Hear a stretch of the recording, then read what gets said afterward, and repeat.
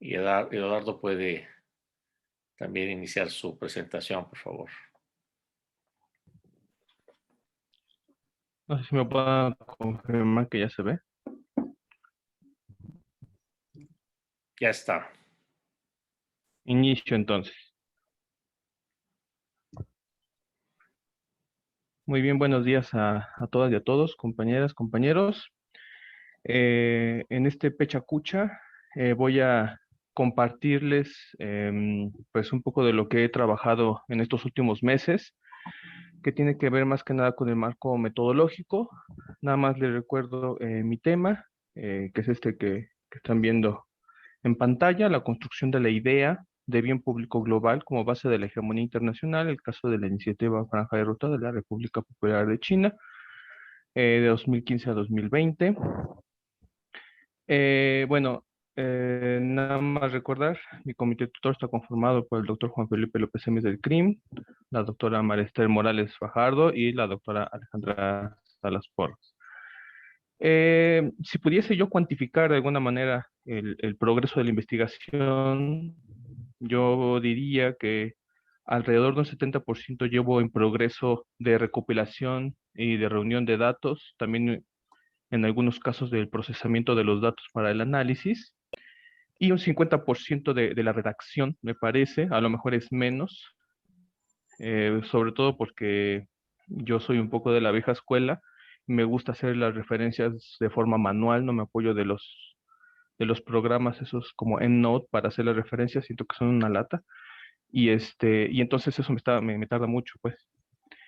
Bueno, aquí el capitulado, donde la introducción, el marco metodológico y la revisión de literatura es lo que ya tengo completado, redactado totalmente.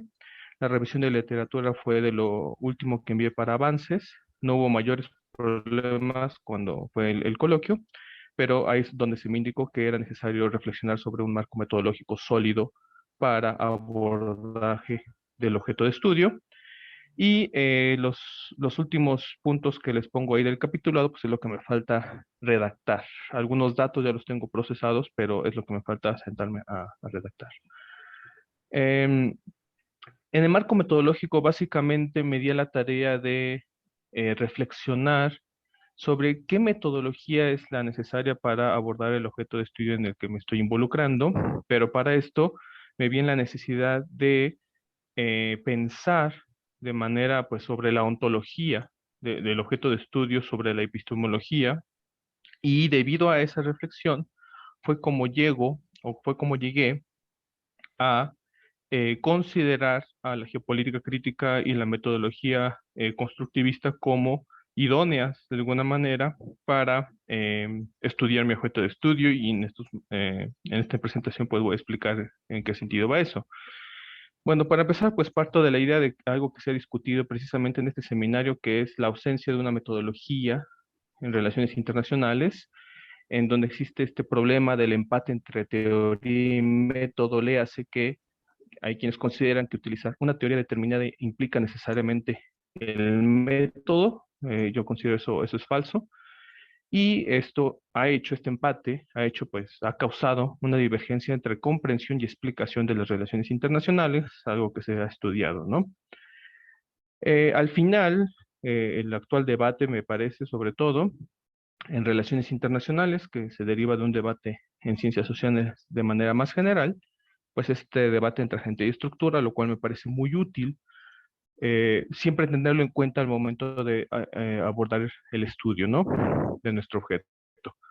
Y en este sentido, es el constructivismo el que trae colación la consideración de pensar a la estructura internacional en términos ontológicos, ajá, o sea, no darla por sentada. Pero todavía el constructivismo como que trae el error metodológico, por así decirlo, de considerar al Estado como agente. Ahí me equivoqué. Entonces, bueno, la geopolítica crítica, me parece, corrige un poquito este problema ontológico de considerar al Estado como agente desde el constructivismo. En este sentido, bueno, yo considero la no metodología más que como un problema, una oportunidad para desarrollar una metodología apropiada para el estudio del caso en cuestión. Me gustaría destacar que como es un estudio de caso, no pienso que esta metodología pueda reproducirse para otros estudios de caso, precisamente como estoy considerando la ontología o la esencia, por así decirlo, del objeto de estudio. eh, la manera en que se piensa o se conceptualiza aquello que estudia, que es la ontología, y cómo yo he aprendido, implica que la conformación de la metodología debe ser única, exclusivamente para mi objeto de estudio. Y bueno, después de esta reflexión sobre la no metodología, pasé a reflexionar sobre la ontología precisamente, y aquí, bueno, les pongo como parte de mi hipótesis, ¿no? La construcción del estatus de hegemonía internacional por parte de la República Popular de China, a partir de un discurso que caracteriza la iniciativa Franja de Ruta como un bien público global, ¿no? Esa es parte de mi hipótesis, es parte de lo que estoy precisamente estudiando. Bueno, en el texto, en el capítulo que llevo redactado, hago una reflexión sobre por qué esto implica un proceso constructivista que a la vez o de manera simultánea presenta una causalidad y una co-constitución de estructuras, ¿no? Esta situación de la causalidad, de la co-constitución de estructuras es lo que me permite a mí, vamos a decir, evaluar qué tipo de métodos o de técnicas de investigación son las idóneas, porque hay estudios en relaciones internacionales, pues, que indican cómo se debe abordar los estudios sobre causalidad y cómo se debe abordar los estudios sobre la co-constitución de estructuras, ¿no? Pero ver este proceso de manera simultánea me permite a mí decir, no, pues tengo que tomar uno de cada lado, por así decirlo, ¿no? De acuerdo con el constructivismo, para saber la ontología del objeto de estudio, pues primero tengo que identificar la intersubjetividad. Básicamente, yo asumo que los bienes públicos globales son lo que la hegemonía hace de ellos, en el sentido de Vent, es decir, que la hegemonía internacional construye los propios bienes públicos globales y luego los vende como bienes públicos globales, si lo queremos decir así, que es lo que pienso yo, hipotetizo yo, lo que está haciendo China. Y China en calidad de agente, pero también en calidad de estructura, es decir, no estoy adoptando a la hegemonía en el sentido de las teorías neorrealistas o neoliberales, sino también a la hegemonía en el sentido neogramsciano. Bueno, este es un esquema nada más para presentarles que, de acuerdo con los estudios, eso lo puse en la revisión de literatura, pues sí se acepta si hay un entendimiento, es decir, hay una intersubjetividad de que la hegemonía es una estructura, de que China puede ser un agente, y de que la provisión de bienes públicos globales puede ser un proceso co-constituyente en la medida en que hay oferta y demanda. Pero lo que mi tesis quiere ver es si la hegemonía puede ser también un agente desde el punto de vista neogramsciano y si la iniciativa Franja de Ruta puede ser un bien público global desde la vista del constructivismo, es decir, de los procesos co-constituyentes, ¿no? O sea, yo me pregunto si estas pueden ser intersubjetividades. Mi hipótesis es que sí, que China las está haciendo intersubjetividades. Bueno, moviéndome a la antología del objeto de estudio, aquí nada más me gustaría resaltar el contexto cambiante de significados como aquello que voy a enfocar mi tesis particularmente, que es el cambio de significados entre iniciativa Franja de Ruta y bien público global. Y también, bueno, se piensa que hay que saber el tipo de poder relacional para identificar la ontología del objeto de estudio.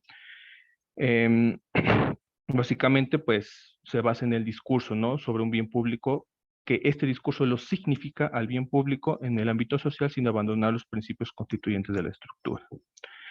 Bueno, para la epistemología es algo que a lo mejor me salto porque pues es algo que ya se ha dicho. Bueno, yo he publicado varias cosas al respecto sobre esta situación. Básicamente, me gustaría destacar que no ha sido, o sea, a pesar de que yo he hecho esfuerzos de investigación en torno al papel de China como hegemonía internacional, no me ha sido posible comprobar si efectivamente la inclusión de la idea de bien público global, discurso chino, implica necesariamente la construcción de un estatus de hegemonía, y es precisamente a lo que estoy tratando de hacer en esta tesis. Y bueno, en la metodología, en este tenor, pues implica la determinación de mecanismos para comprobar y evaluar la manera en que China fomenta la acción colectiva. Esto es clave al momento de construir el discurso que caracteriza la iniciativa Franja de Ruta como bien público global. En esta parte, pues me permito reflexionar sobre si China es necesariamente un agente, porque ese es el dilema constructivista de adoptar al Estado como un agente cuando en teoría es una estructura. pero yo sí asumo que el Estado es un agente. ¿Por qué? Porque implica un espacio cohesionador social, una clase social dominante y una dominación ideológica, ¿no? Y aquí, bueno, les pongo básicamente lo que llevo, o sea, cómo ya he adoptado esta metodología. La geopolítica crítica me permite identificar los agentes dentro de China que construyen el discurso. El discurso, pues ahí les pongo los elementos que voy a analizar, particularmente a partir de los estudios de Laclau, Ernesto Laclau, y lo que intento ver es si estos elementos del discurso implican elementos de identidad que a su vez construyen una política de corte hegemónico en ese sentido. Y estos, bueno, y además, bueno, estos son las palabras clave, digamos, que me permite recopilar los datos, que ahorita pues solamente me baso en el Internet para poder analizar el discurso que se construye desde estos elementos significantes. Y bueno, eso sería todo por mi parte.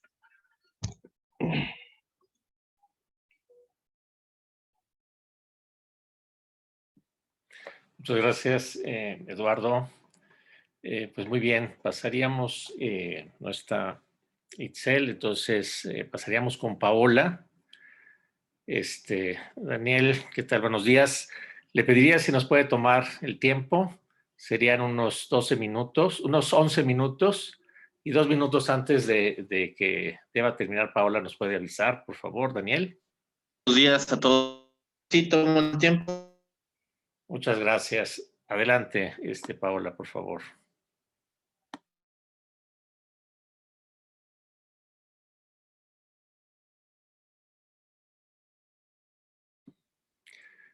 Su micrófono, por favor, Paola.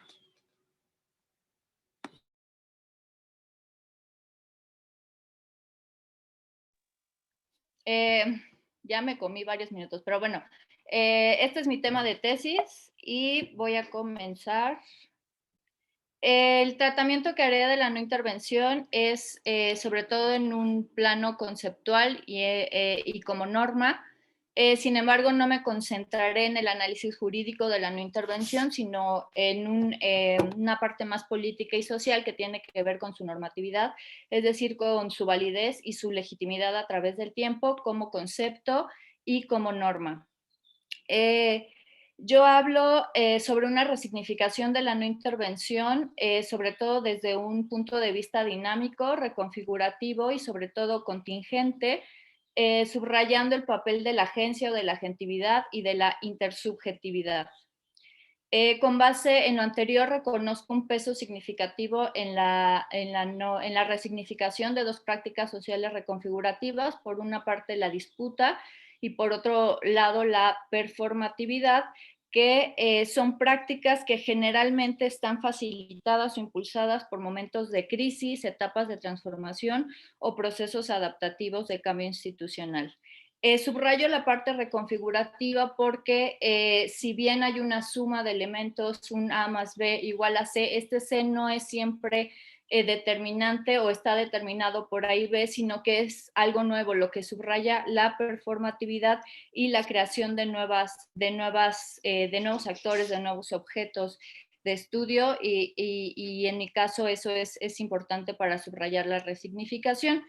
En el proceso de resignificación yo identifico 4 etapas principales que tienen que ver con la construcción de sentido, la interiorización de la formación discursiva, la formación de un statement, de un discurso de verdad y por último el uso, el compromiso y el uso de este concepto, de este sentido en varios espacios. Todas estas etapas están atravesadas por la disputa, por la performatividad, están condicionados por marcos y entornos particulares y en ciertas etapas, sobre todo en la interiorización, se da la emergencia de resistencias, de subversiones, de una performance diferente del régimen de verdad, lo que lleva a la creación de nuevos significados, de nuevos espacios dentro de los ya existentes, que son resultados de interacciones entre diferentes esferas de acción, de niveles de subjetividad, de niveles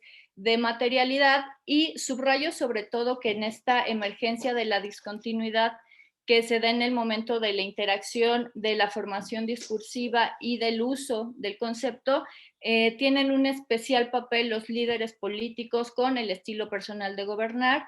Tiene un papel importante el régimen político con la creación y el funcionamiento de las instituciones y sobre todo el proceso de toma de decisiones. Con base en todo lo anterior, he creído pertinente estudiar la resignificación desde América Latina, porque a pesar de que es una región heterogénea, comparte distintos elementos como un marcado presidencialismo o personalismo, la burocratización de la toma de decisiones y una creciente interdependencia entre la esfera regional, internacional y doméstica, lo que aumenta los espacios de disputa y el ejercicio de la performatividad está condicionado por este tipo de inserción internacional de América Latina. Esto requiere, desde mi punto de vista, un acercamiento dinámico desde la historicidad y el diacronismo de los hechos, observados en grandes bloques históricos en donde se expresan mejor las emergencias y las discontinuidades en la resignificación de la no intervención, enriquecidos por entornos contextuales y marcos de interacción. En todos estos marcos, en todos estos bloques históricos, reconozco que la no intervención ha sido analizada y usada como interés nacional, como herramienta de política exterior y a veces como condición necesaria y suficiente para la elaboración de estrategias en la política exterior. En el primer bloque que estudio, que es de 1821 a 1900, la no intervención es utilizada como interés nacional, sobre todo partiendo de un discurso de verdad soberanista, defensivo, basado en la territorialidad y en esta autoridad soberana sobre el territorio. De 1900 a 1930 hay una combinación entre interés nacional y herramienta de política exterior, y hay un deslizamiento todavía magro entre el discurso soberanista y un discurso más autonomista que se consolida de 1930 a 1945, en donde es ya una herramienta de política exterior la no intervención, pero también es una condición necesaria para la formulación de estrategias en este sentido por el contexto internacional. De 1945 a 1980 es más una herramienta de política exterior adaptativa y cambiante por los tiempos, y es deslizante entre una herramienta, como ya lo había dicho, y una condición suficiente debido a la variedad de gobiernos y a la forma en cómo utilizan a la no intervención. De 1980 al 2000, los procesos domésticos tienen un gran peso en la resignificación de la no intervención y está atravesada por el discurso de la democracia y de los derechos humanos. Es una herramienta de política exterior, pero se diluye un poco debido a este discurso. Del 2000 al 2012 hay un reforzamiento del discurso autonomista por las transformaciones de la región, la marea rosa y las instituciones o los espacios de concertación política que se crea. Del 2012 al 2021 hay una fragmentación regional, hay un desmantelamiento de los espacios de concertación política, hay un giro a la derecha y hay una presencia marginal de la no intervención como herramienta de política exterior solo en temas muy, muy particulares.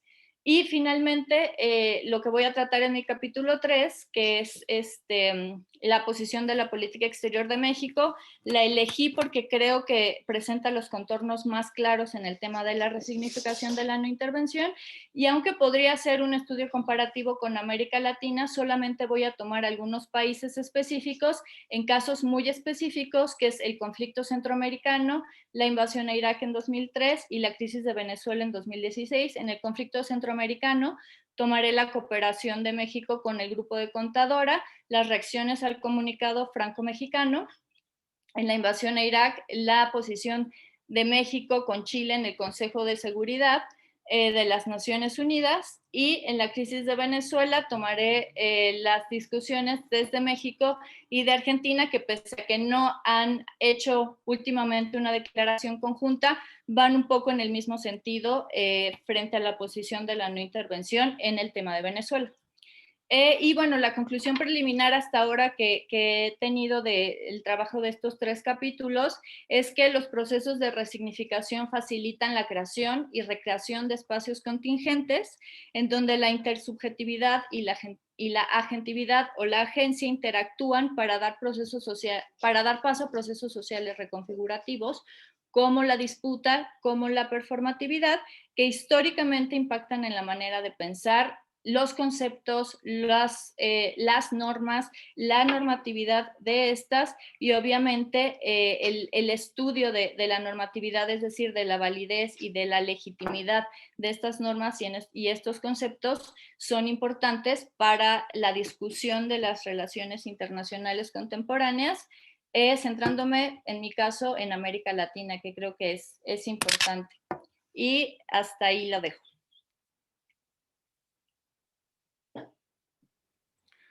Muy bien, gracias, Paola. Muy ajustada al tiempo. 8 minutos y medio. 8 minutos y Muy medio. bien. Bueno, perfecto. Entonces, ahora le pediría a Daniel, por favor, y si Grecia nos puede tomar el tiempo, ¿verdad? Muchas gracias.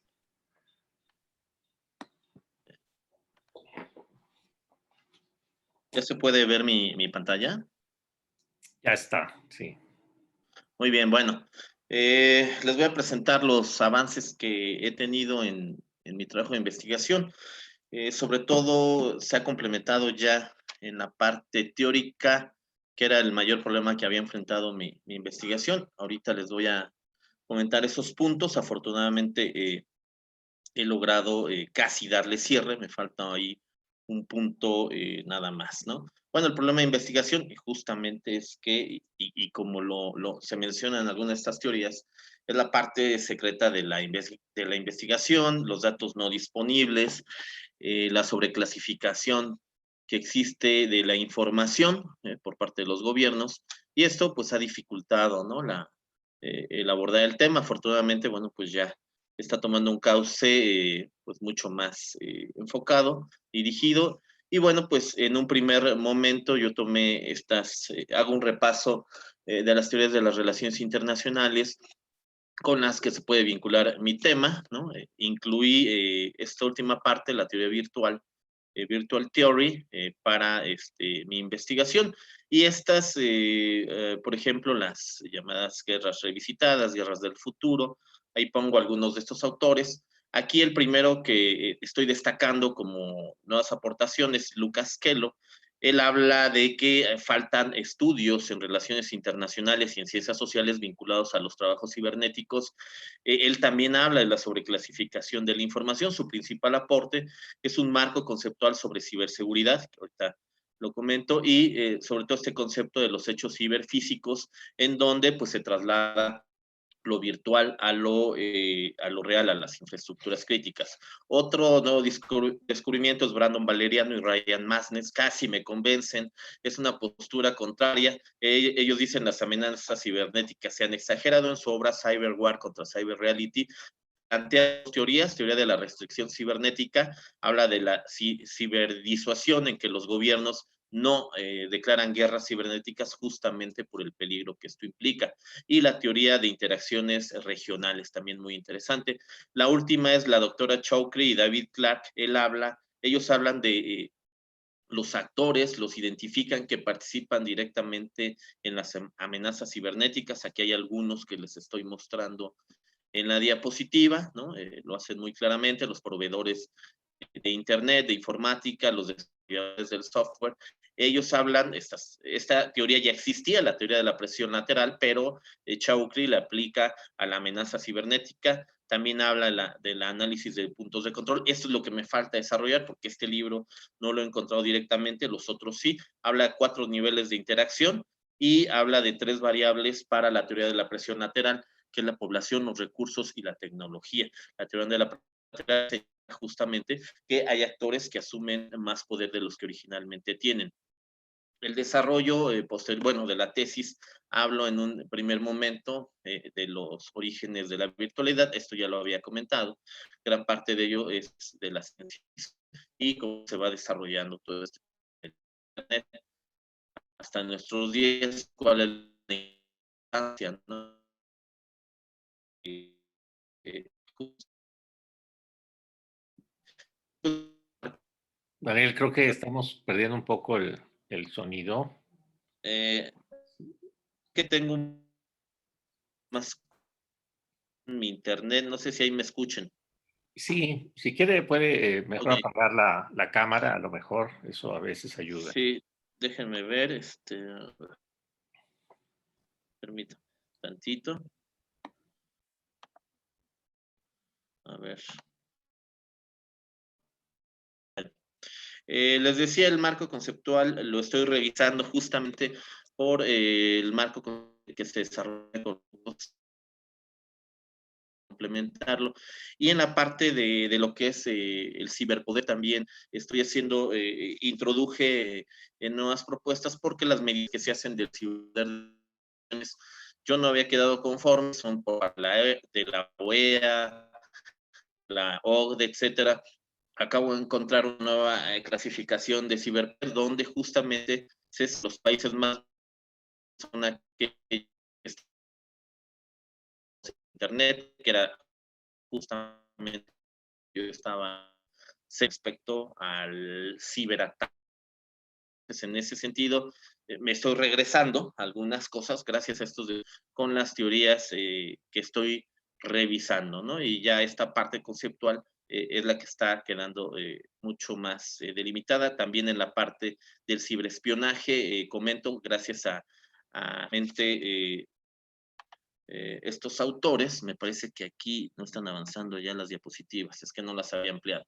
El ciberespionaje también con Valeriano y Masnes, ellos señalan que los estados llevan básicamente ciberespionaje y no ciberguerras, que el objetivo es la extracción de la información y no entrar a una guerra total porque puede llevar esto a una guerra convencional. Ellos dicen que a mediano plazo, aquí está lo del ciberespionaje, a mediano plazo y a corto plazo no se ve un cambio en el tema de las amenazas cibernéticas. Dicen probablemente a futuro podría cambiar y transformarse en conflictos declarados, ¿no?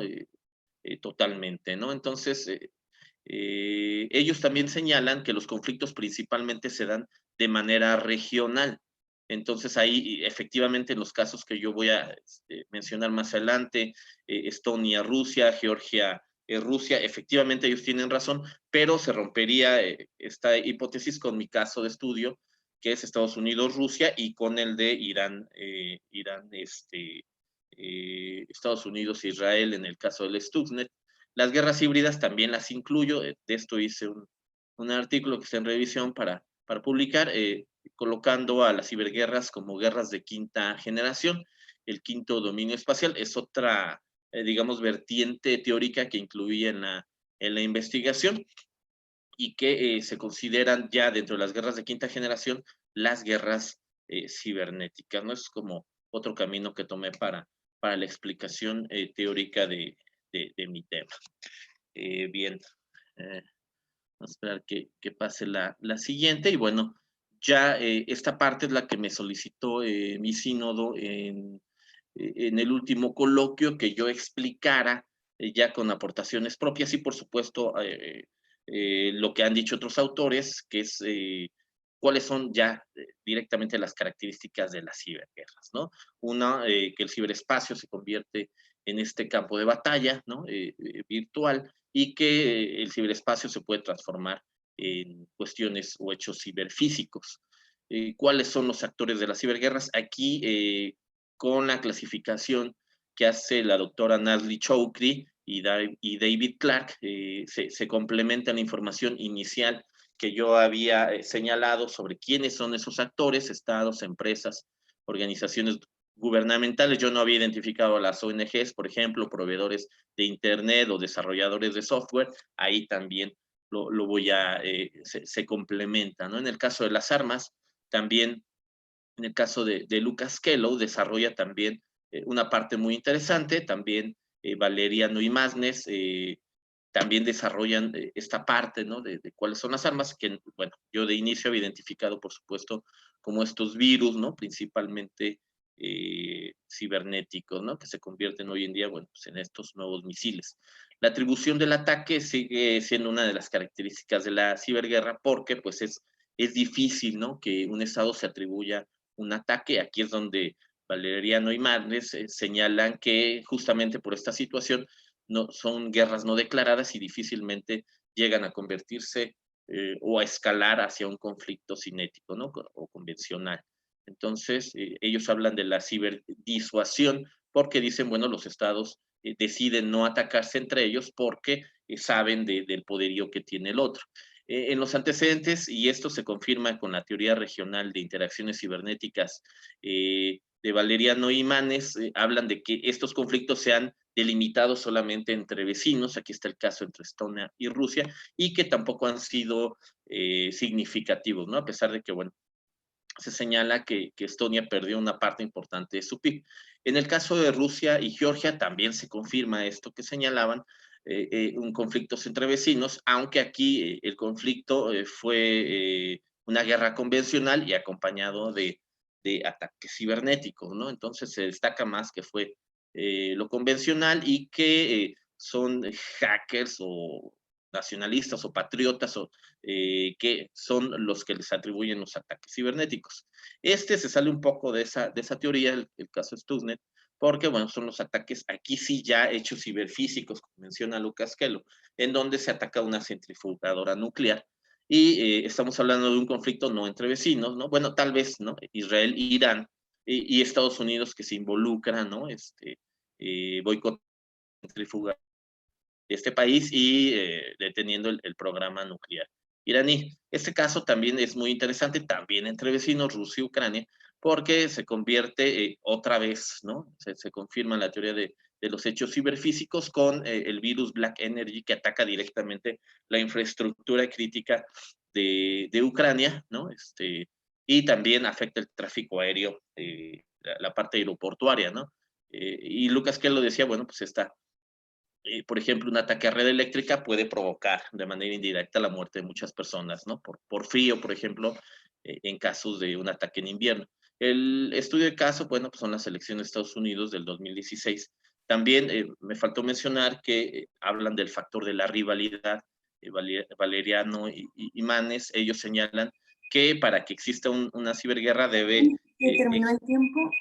Ok, bueno, pues ahí nada más me faltaba una o dos, y aquí yo hablaba sobre la intervención rusa y finalmente, pues, ¿qué va a pasar con las ciberguerras en el siglo XXI? Creo que ahí perdí tiempo por el tema de que detuve mi presentación, la minimicé y no siguió avanzando, ¿no? Pero bueno. Si quiere, tome un minuto más, Daniel. Ok, entonces, bueno, pues aquí la intervención rusa se hace de dos distintas formas. Uno es con los bots, la desinformación, que se confirma un poquito hoy la teoría del sharp power.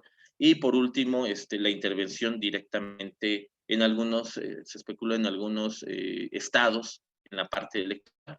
Después continuó mi investigación con el informe Mueller, que exonera a Donald Trump, pero no exonera a los rusos de la intervención en el 2016. De hecho, pues ya también se hacen señalamientos de que en la elección del 2020, ¿no? Del año pasado, pues también hubo una intervención o un intento de injerencia por parte de los rusos. ¿Y hacia dónde se dirigen las ciberguerras? Bueno, pues eso es justamente vamos a tratar de determinar. Nosotros consideramos que, bueno, pues esta parte de los hechos ciberfísicos va a predominar, que efectivamente, como dicen Valeriano y Marne, todavía no son conflictos que se puedan desarrollar de manera total, pero seguramente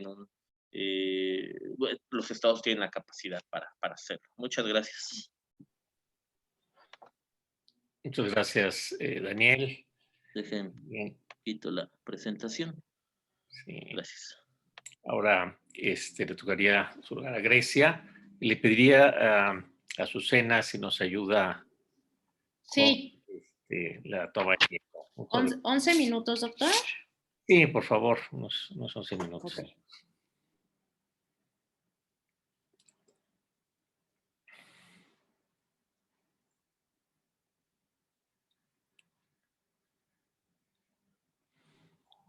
Adelante, Grecia.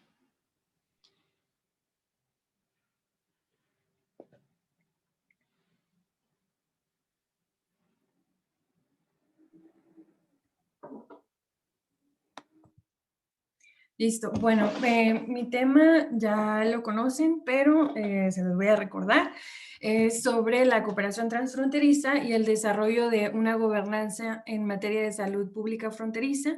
Este es un análisis del acceso a los servicios de salud en Tijuana, Baja California, San Diego, California, durante el periodo de 2000 a 2016.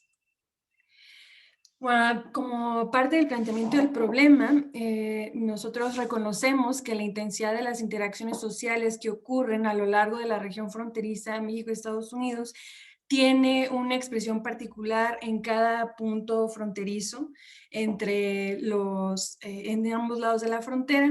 Esto da como resultado un encuentro entre dos naciones con distintos sistemas sociales en donde ocurren y tienen que sobrellevar distintas problemáticas sociales muy diversas. En el caso de San Diego, California, Tijuana, Baja California, las problemáticas son principalmente migración, la inseguridad y cuestiones comerciales. Sin embargo, más allá de los temas de la agenda bilateral para atender las problemáticas de la frontera, existen otros temas como el medio ambiente, la salud, etc. Entonces, la pandemia del COVID-19 ha demostrado que la salud es un tema muy, muy importante, no solamente a nivel bilateral, sino a nivel regional. Pero las problemáticas de salud preexisten a la pandemia. Hay problemáticas de salud que tienen una larga historicidad de las necesidades de atención de manera inmediata. Entonces, lo que buscamos es saber, conocer cómo a nivel local los actores resuelven esas problemáticas que sobrepasan las capacidades de los estados para resolverlas. En nuestra investigación, en el estado de la cuestión, hemos identificado que el tema es abordado desde una perspectiva de los fenómenos transnacionales, del institucionalismo neoliberal, enfocándose en temas como salud y migración. En el aspecto del tratamiento de la región fronteriza como un territorio, hablan de defronterización y refronterización, y se habla de una gobernanza transnacional de los problemas sociales. Todo esto nos remite a una visión muy macro sobre lo que ocurre y desdibujan la parte local.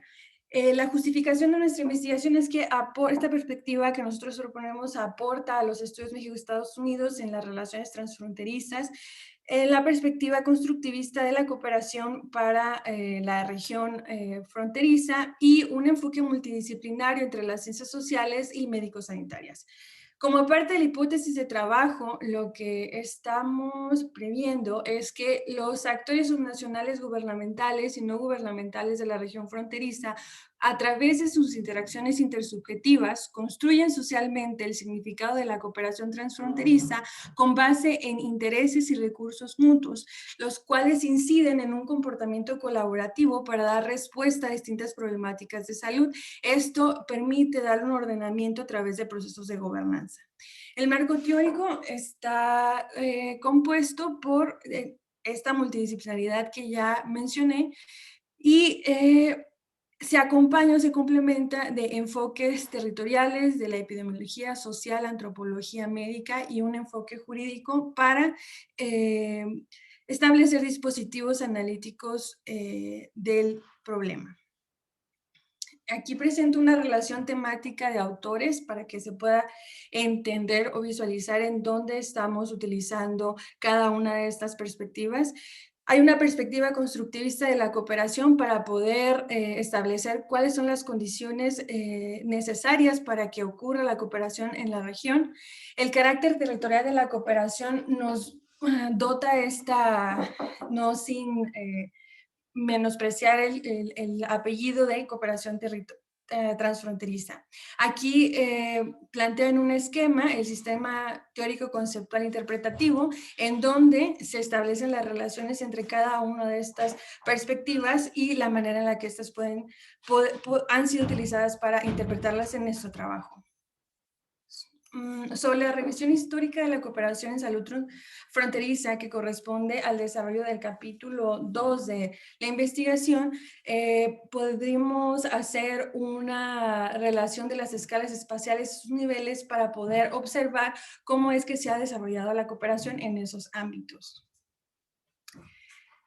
Respecto a la evolución de las entidades estatales y los sistemas nacionales de salud, que forma parte también de una perspectiva histórica, un poco en conjunto con unos elementos analíticos para poder identificar la relación entre la conformación política y administrativa de estas entidades y las capacidades jurídicas y recursos financieros para poder atender los problemas de salud, el desarrollo histórico de la salud pública para entender cómo se ha ido gestionando la salud fronteriza y la estructura de los sistemas nacionales de salud. Como parte contextual de la investigación, hablamos de una caracterización de la región fronteriza. No me voy a detener mucho aquí, solamente es establecer la caracterización a partir de las dinámicas económicas y sociales de la región, específicamente en California, Baja California. En la contextualización epidemiológica, la perspectiva es presentar un perfil socioepidemiológico que vaya más allá de presentar la caracterización de los problemas de salud a partir de la mortalidad o la morbilidad. Esto a partir de una teoría ecosocial de la distribución de enfermedades que sobrepase el dicho o el enunciamiento de los factores de los determinantes sociales de la salud, es decir, una explicación más hilvanada entre las cuestiones de mortalidad y estos determinantes de las desigualdades sociales que hacen o que nos llevan a que la población tenga en este caso un limitado acceso a los servicios de salud. Debido a esto, como resultado, tenemos la necesidad de problematizar el acceso a los servicios de salud y algunas preguntas que nos hacemos al respecto es cómo se expresa esto en la región fronteriza de estudio, específicamente en California y Baja California. Al respecto, ¿cuáles son las limitaciones de la población fronteriza y transfronteriza que estamos enunciando que nos enfocamos a toda la población, tanto transfronteriza como fronteriza? Y en este sentido, cómo los actores subnacionales, no gubernamentales y gubernamentales establecen relaciones de cooperación para darle respuesta a esa problemática. En cuanto a los avances de investigación, todo lo que les he relatado constituye parte del capítulo 1, que contiene el marco teórico-conceptual, capítulo 2, una contextualización histórica sobre la cooperación y los sistemas nacionales de salud, y el capítulo 3, la parte contextual sobre el análisis del acceso a los servicios de salud. Los hallazgos preliminares de la investigación en cuanto al capítulo 1, pues después de toda esta revisión hemos podido dar cuenta que existe una congruencia analítica entre la perspectiva teórica y los dispositivos conceptuales de análisis. Esto quiere decir que la cooperación, la perspectiva constructivista de la cooperación y un enfoque territorial nos permiten demarcar o delimitar la cooperación transfronteriza diferenciada de la binacional y de la internacional. En el capítulo 2, la cooperación en salud fronteriza, que preexiste a la institucionalización formal de la colaboración entre los actores sociales en las diferentes escalas socioterritoriales. Respecto al capítulo 3, hay un descuido muy importante en la problematización del acceso a los servicios de salud, si bien hay una importante producción académica respecto a el acceso a los servicios de salud, se soslaya la importancia de la problematización conceptual de esto.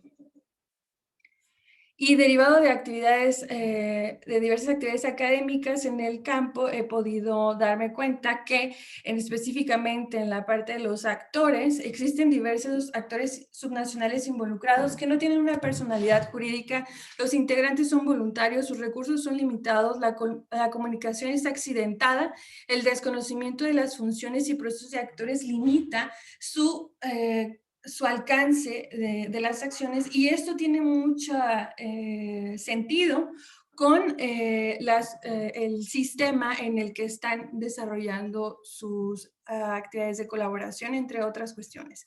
La investigación en desarrollo corresponde al capítulo 3 sobre la parte de los servicios y el capítulo 4 sobre el desarrollo del instrumento para la realización de las entrevistas semiestructuradas que pretendo hacer el próximo semestre.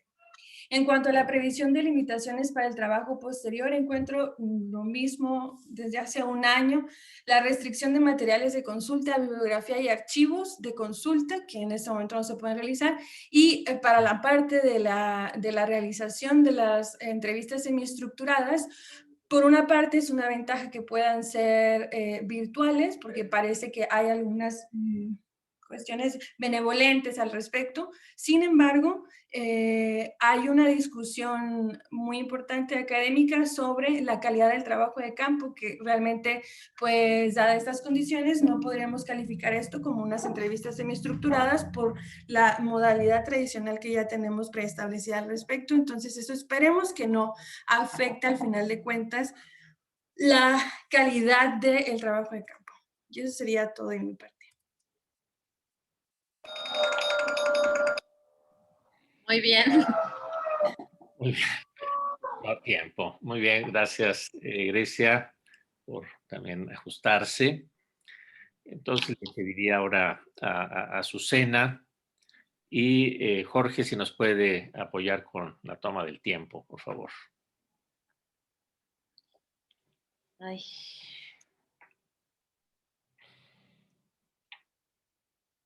Sí, permítanme, voy a compartir la pantalla.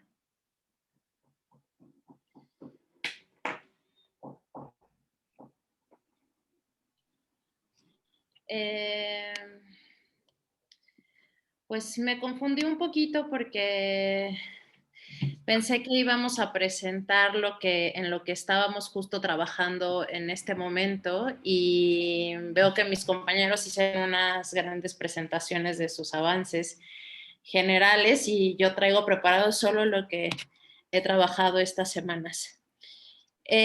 Bueno, les voy a presentar pues justo el trabajo al que me estoy dedicando prácticamente en estos momentos. Mi comité tutoral está conformado por el doctor Fausto Quintana, la doctora Valeria Valle y el doctor René Leiva. Bueno, el doctor Quintana es del CRI de la UNAM, la doctora Valeria Valle está en la Ibero y el doctor René Leiva en el Instituto Nacional de Salud Pública. Muy bien. He cambiado el título de mi investigación a que es Los efectos del financiamiento basado en el desempeño en los actores locales latinoamericanos. No lo estamos viendo. A ver. Estamos en la primera. Entonces voy a ponerle así, permítanme. ¿Ahora lo ven? Sí. Muy bien, entonces el título de la investigación, les decía, es el efecto de los financiamientos basados en el desempeño en los actores latinoamericanos, y mi caso de estudio es el Fondo Mundial de la Lucha contra el SIDA, la tuberculosis y la malaria. Muy bien. Rápidamente, como para retomar un poco, mi pregunta de investigación es que desde la experiencia de los actores latinoamericanos, es que no veo, conocer cómo influye el modelo de financiamiento del Fondo Mundial, la implementación de los programas sobre VIH y la continuidad de los compromisos adquiridos por los países. Mi tesis está compuesta hasta ahora por 4 capítulos y actualmente estoy trabajando en el primer capítulo. Bueno, tengo avances de los primeros 3 capítulos. Estos los he presentado en los últimos 3 coloquios. Sin embargo, en el último coloquio, que ya fue lo más próximo al ejercicio que haré en la candidatura, me hicieron como una sola pregunta importante, ¿no? ¿Qué significa todo esto? Entonces, me regresé a revisar como todo lo que había escrito en los capítulos anteriores y decidí borrar estos primeras aproximaciones de análisis que estaba realizando, por ejemplo, en el capítulo 1, porque ya abordaba cuestiones del caso de estudio y entonces me hicieron la observación de que el caso se estaba desgastando desde el primer capítulo. Entonces, borré toda esa parte del análisis, me quedé con la parte como más conceptual y es en lo que estoy trabajando en redondear como este primer capítulo y así haré en los siguientes, en el siguiente capítulo, en el 2 y en el 3. Muy bien, entonces en el primer capítulo analizo y reviso conceptos y teorías para analizar la influencia de las instituciones internacionales en el contexto local. Y me acerco a 3 ejes teórico-conceptuales que son las instituciones internacionales, la gobernanza y la cooperación internacional. En estas nuevas lecturas que he hecho, pues he ido ajustando el contenido de este capítulo. Y en el tema de las instituciones internacionales me quedo solamente con 2 apartados, que es la influencia de las instituciones internacionales y la reducción de la incertidumbre. En el apartado de la gobernanza hablo sobre la relación entre actores públicos y privados, más hacia la relación, hacia esta identificación de intereses comunes. Y pues ya entrando como a la parte internacional, en el segundo apartado reviso la respuesta a los retos globales y la necesidad de mecanismos alternativos para la solución a problemáticas. En el tercer capítulo, en el tercer apartado, reviso la parte de cooperación internacional, que es lo que estoy justo trabajando ahora, que son, reviso la parte de actores y sus roles, la gestión orientada a resultados en relación a la eficacia de la ayuda, los fondos verticales, que es, digamos, el nombre genérico de este Fondo Mundial, y las alianzas para el desarrollo. Entonces, bueno, sobre las instituciones internacionales, entonces, como les decía, quité como parte del análisis respecto del caso y me centré como a hacer estos diagramas que me ayudaron a identificar algunos conceptos que no había, algunas partes de estos conceptos que no había logrado observar. Entonces, de manera general, tenemos que los actores con intereses comunes crean las instituciones internacionales a las cuales les confieren cierto grado de poder e independencia y así tienen ellas estas instituciones la capacidad de gestionar y crear sus propios recursos.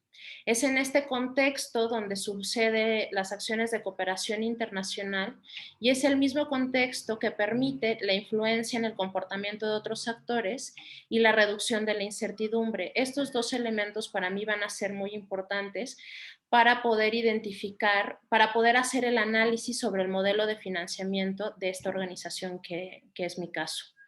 Entonces, en este contexto, como decía, surgen los medios y mecanismos que protegen, protegen los intereses y contribuyen a lograr los objetivos de estos actores que interactúan.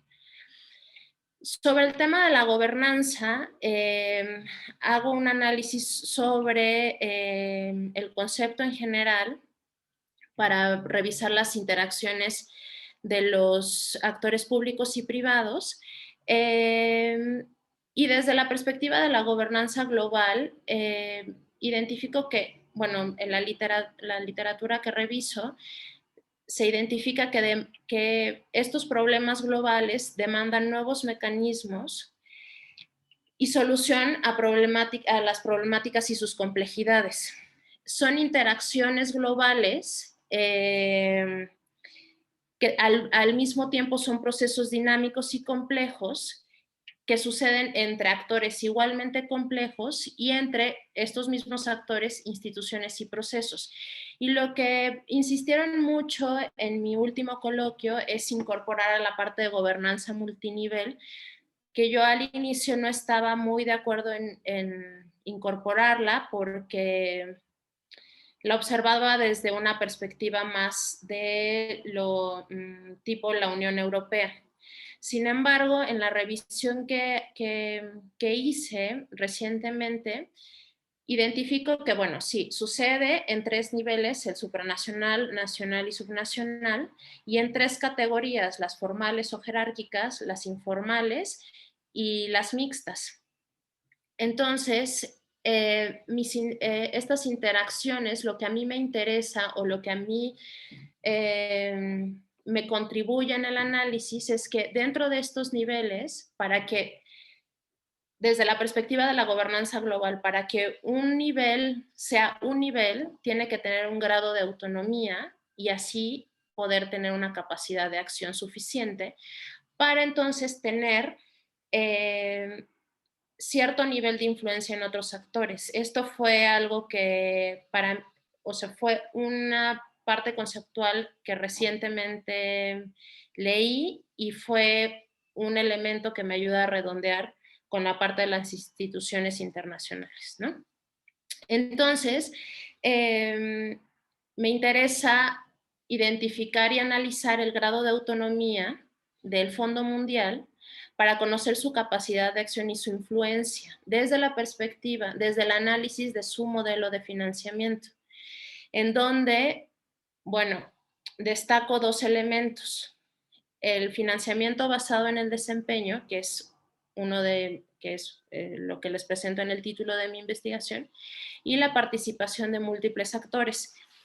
También en estas semanas he estado trabajando en una postulación que haré a una universidad y en discusión con mi tutor, yo hablo de que los elementos que componen el modelo de financiamiento del Fondo Mundial son contrarios. Sin embargo, identifiqué que son complementarios, se complementan en un nivel conceptual, sin embargo, en la práctica de los ejercicios financieros se obstaculizan. Entonces, bueno, esos son mis avances hasta ahora, ¿sí? Pues, listo.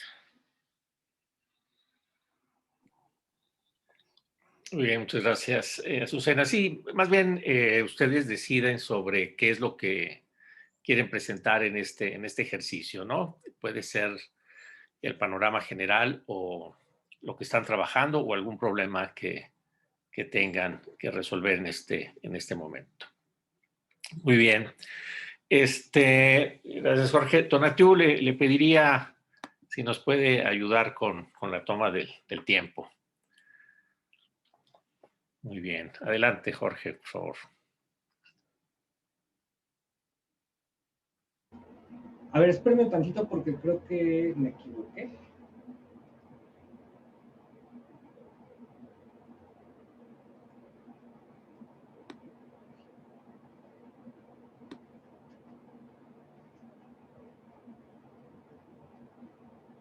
¿Sí me escuchan? Y ya, sí, adelante.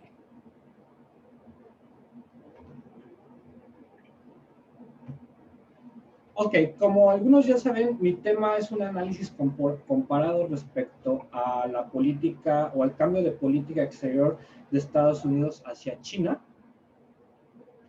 en los 70 y hacia Cuba en la década pasada, para identificar las razones por las que en un caso se da un tipo de cambio y en el otro pues existe más estabilidad o continuidad o como yo le llamo cambio incremental. A manera de recordatorio, el trabajo tiene como motivación teórica la siguiente pregunta: ¿por qué cambian las políticas exteriores de los estados? A simple vista, podemos decir que este problema teórico puede ser concebido como un fenómeno con características que se dan por sentado. Pero una vez que uno se cuestiona a qué nos referimos cuando hablamos de cambio en política exterior y aparte por qué y cómo se produce, es entonces que se revela la complejidad, ¿no? Uno de los objetivos principales se centra en explicar las razones por las que en ambos casos se llega a resultados diferentes. La guía de este objetivo gira en torno a identificar causas y mecanismos mediante las preguntas por qué y cómo. Los avances de este semestre contribuyen principalmente a la cuestión del por qué. El argumento a través del capitulado incluye tanto las nociones conceptuales como el rastreo del posible mecanismo causal para cada caso. Es decir, ese marco analítico me va a servir para desarrollar los capítulos e ir comparando los procesos para detectar diferencias que me pueden ayudar a explicar distintos resultados. Lo que he trabajado, por ejemplo, es la parte verde, que es la política precedente, donde describo las características de la misma para poder compararla en el apartado final y ver cuánto cambió. Además de ello, en la parte final veo si ese proceso se consolida en términos de si se institucionaliza o no, si se crean efectos de interdependencia con el receptor de la política, si se derrama a otras políticas, como la económica o la fiscal o la de seguridad, y si se crea consenso político. Todo ello con la intención de observar cómo se abre una nueva fase de estabilidad. Es necesario recalcar que, como dije, ya trabajé el apartado en verde y actualmente me encuentro trabajando el azul, que es la fase de formulación del cambio o la fase de reorientación.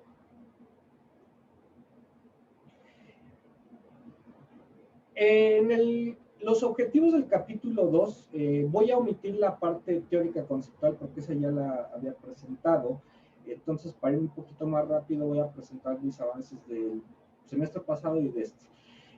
Y en ese capítulo, mi objetivo es presentar los antecedentes de los dos casos en función del concepto propuesto para identificar el patrón de comportamiento previo.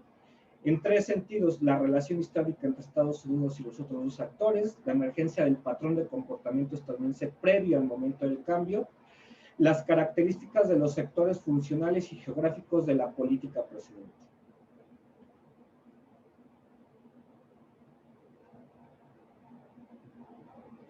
En el caso de la política hacia China, el apartado retoma brevemente los antecedentes principales de la política de Estados Unidos hacia ese país, iniciando por la política de puertas abiertas, pasando por la emergencia de la política de contención a partir de 1949 y concluyendo con el análisis de las características de la política en la administración de Lyndon Johnson.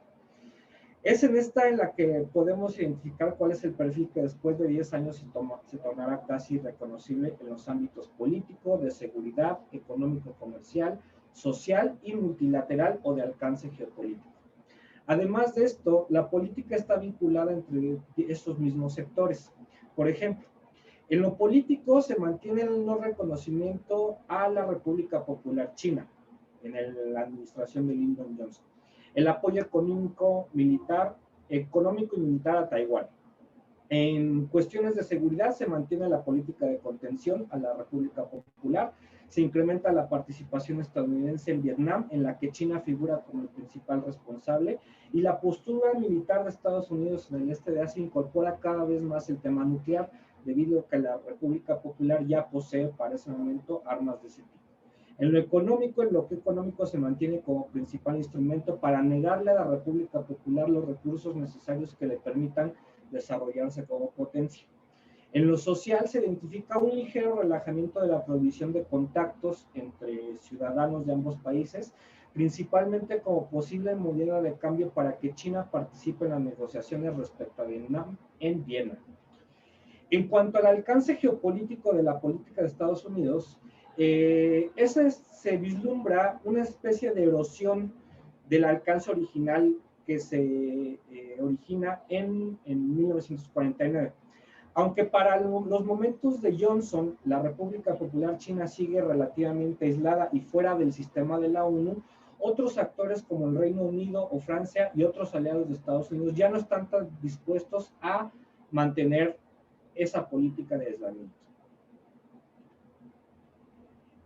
En el caso de la política hacia Cuba, o el otro caso a comparar, el apartado revisa brevemente la política de Estados Unidos a partir de 1898, aunque se enfoca en el momento en el que emerge la política hostil, a partir de la revolución de 1959 en Cuba. Analiza brevemente cambios menores, avances y retrocesos en las décadas siguientes e identifica las principales características de la misma con Bush hijo. En lo político, otra vez, con Bush, el objetivo de Estados Unidos hacia Cuba es cambiar el régimen. se condiciona el diálogo político y se vislumbra el apoyo del lobby cubano en Estados Unidos a esa misma lineadura. En cuestiones de seguridad existen oportunidades para la cooperación en el contexto de desastres naturales, pero en buena medida son rechazadas por ambos actores. Hay una ligera cooperación en materia migratoria. En lo económico, la administración Bush tiene la intención de mantener el bloqueo comercial, aunque debido a la cuestión de los desastres naturales se fisura y Estados Unidos empieza a exportar productos agrícolas con Bush. En lo social, hay un claro intento de aumentar las restricciones para remesas, viajes e intercambios, es decir, evitar el contacto entre los dos pueblos. En cuanto al alcance de la política a otros actores, hay un intento claro de Washington, aunque con éxito muy limitado, principalmente en el ámbito interamericano.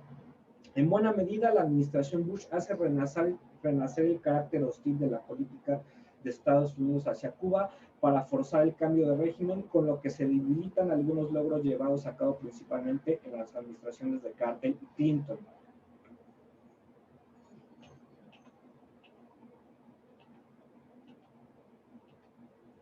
En el capítulo 3, el objetivo trata de responder a la pregunta de por qué los decisores deciden un cambio de rumbo en política exterior para ambos casos. Aquí me voy a ir un poquito más rápido porque se me va a acabar el tiempo. Para el caso de China, es necesario ponerlo como ejemplo y aquí hago una especie de análisis de percepción e interacción entre agentes de cambio y los factores estructurales para el caso que nos incumbe, ¿no? En este sentido, hay al menos 3 grupos de factores estructurales que yo he construido en mi marco. Los factores inherentes al régimen político, los factores inherentes a la estructura o sistema internacional y los factores inherentes a los recursos. En el eje agentes de cambio y régimen político he encontrado que además de las consideraciones formales relativas al sistema democrático en Estados Unidos, Nixon y Kissinger consideraron como posibles obstáculos 2 factores inherentes a ese mismo. Primero, el anticomunismo dominante que permea a lo largo de los espectros políticos dentro de Estados Unidos y la antigua postura del lobby chino que estaba en contra de que se lograra una apertura con la República Popular. Y en segundo lugar, la posible resistencia burocrática personificada principalmente en el Departamento de Estado. En el eje agentes de cambio y red internacional o los condicionantes internacionales pueden ser vistos tanto como oportunidades y obstáculos. Primero, el cisma sino-soviético y las escaramuzas militares en la frontera entre ambos países. Segundo, la necesidad de incorporar a China respecto al problema de Vietnam. Finalmente, la posible resistencia de Taiwán y los miembros del sistema de San Francisco, Corea del Sur, Japón, etc. En cuanto al eje agentes y recursos, es en este aspecto donde no he encontrado que los decisores hayan identificado constreñimientos, pues la idea de cambio de acercarse a la República Popular en Nixon y Kissinger no ponía presión sobre recursos existentes. En cuanto al análisis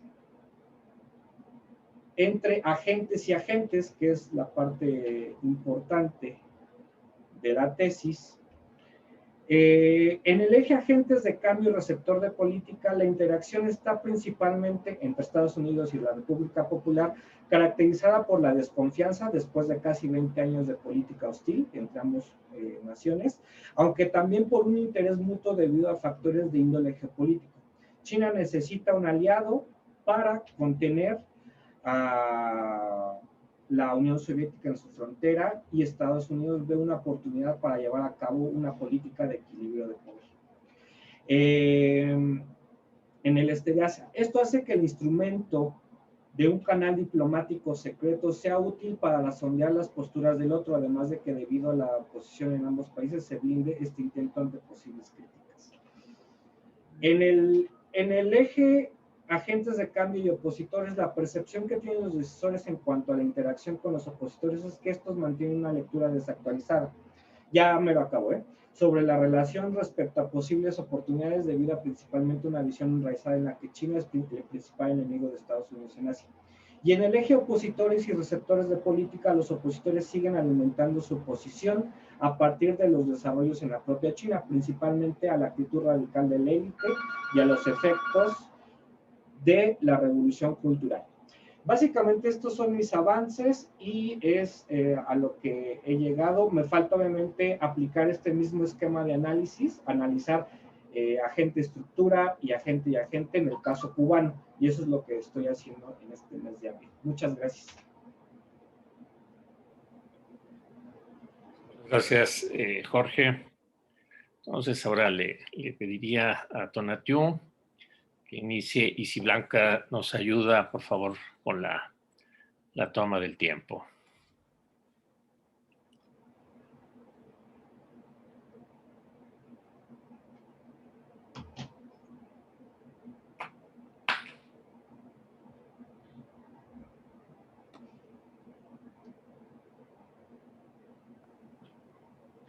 Hola, buenos días. ¿Se ve la presentación? Sí, ya, adelante, sí. Vale. Bueno, yo voy a hablar sobre los avances que he tenido en los tres semestres. Y bueno, mi tema de investigación es, el título tentativo es la formulación de la política exterior de China hacia América Latina bajo el mandato de Xi Jinping, que va de 2012 hasta 2020. Por supuesto que el gobierno de Xi Jinping no sabemos cuándo va a acabar, igual que Putin, pero bueno, tengo que finalmente hacer un corte, ¿no? Para poder delimitar mi investigación. Bueno, mi comité tutoral, bueno, es el doctor Alfonso Sánchez, junto con la doctora Elodie Brun y la doctora Rocío Arroyo.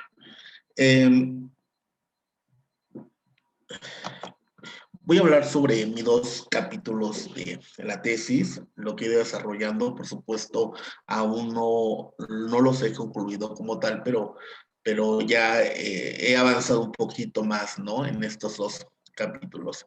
El capítulo 1 y el capítulo 2 son parte de una primera parte, digamos, ¿no? Englobada. El objetivo es delinear el estudio y el proceso de la formulación de la política exterior de China, identificar cuáles son sus responsables más importantes, ¿no? En la toma de decisiones, y analizar qué objetivos y estrategias tiene hacia la región de América Latina. El capítulo 1 tiene como objetivo analizar el marco teórico metodológico general de la evolución de los estudios sobre la política exterior de China, con especial énfasis en los elementos de política interna que nos puedan resultar finalmente de interés, ¿no? Y que influyen en el proceso de formulación, diseño y ejecución de la política exterior de este país. Entre ellos, bueno, voy a tomar en cuenta la influencia del sistema político, la interacción entre las diversas acciones burocráticas, entre otros más, porque, bueno, pues en realidad, hay escritos sobre ello, sin embargo, aún está muy delimitado. Y digo, por ejemplo, en el caso del gobierno de Xi Jinping ha habido cambios internos, ¿no? Pareciera que China es monolítica, estática, por el propio régimen político que tiene, sin embargo, es mucho más dinámica de lo que pensamos en el exterior.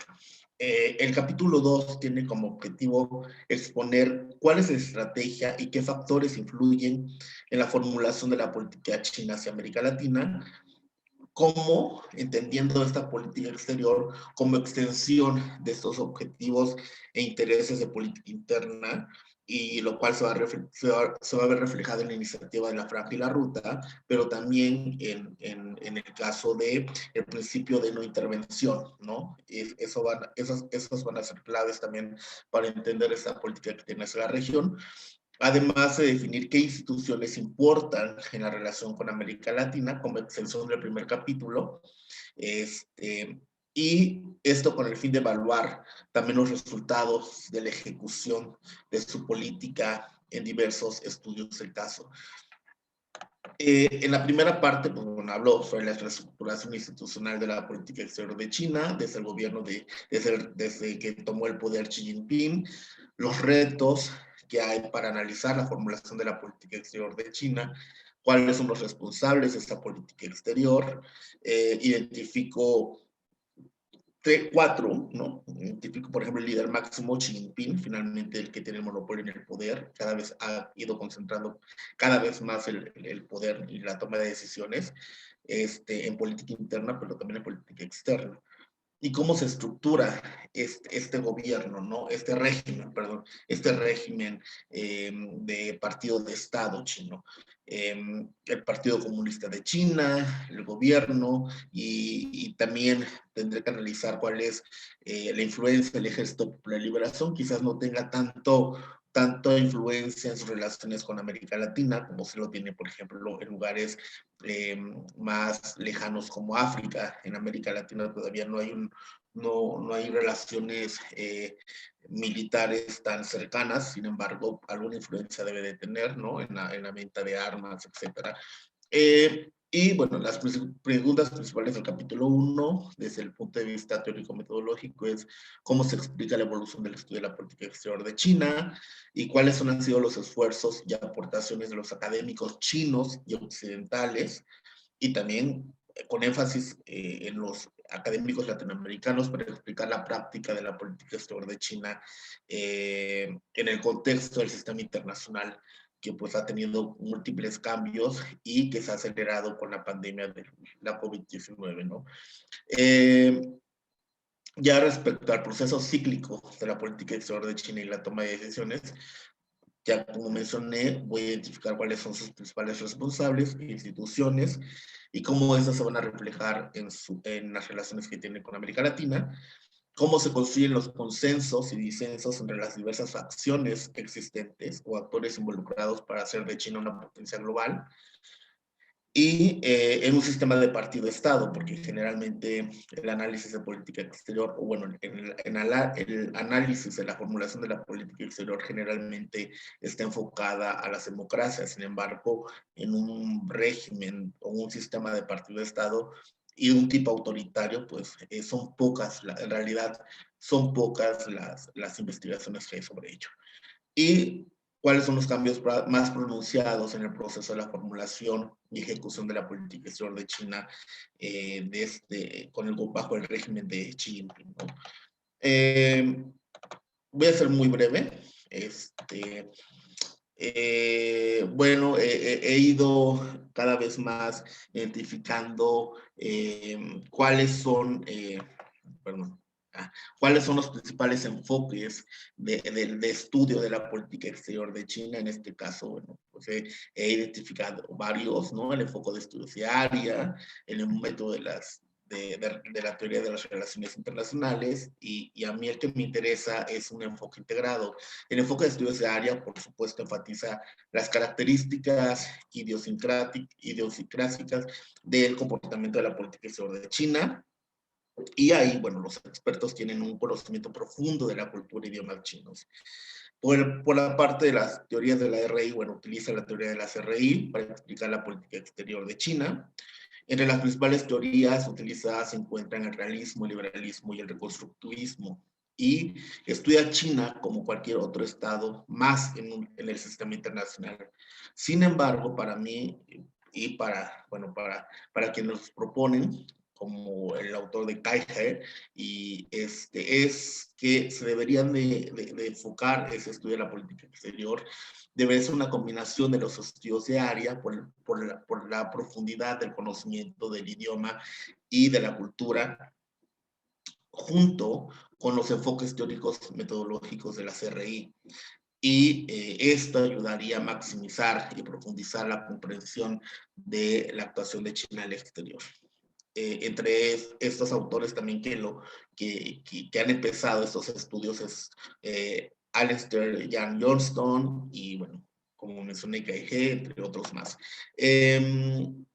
Y entre teorías metodológicas que he ido encontrando y que han sido varias, y que no es de ahora. Se han hecho grandes esfuerzos por tratar de estudiar la política exterior, principalmente desde que China se abrió al exterior en 1978, finales de 1978, con la reforma y apertura. Se han hecho grandes esfuerzos para estudiar cuál es la actuación de China en el exterior. Y hay diferentes enfoques para estudiarlo, desde la historia, desde el pensamiento revolucionario, desde la política interna, desde el realismo estructural, desde el análisis cuantitativo, entre otras más, ¿no? Ahora, me voy a saltar esta parte y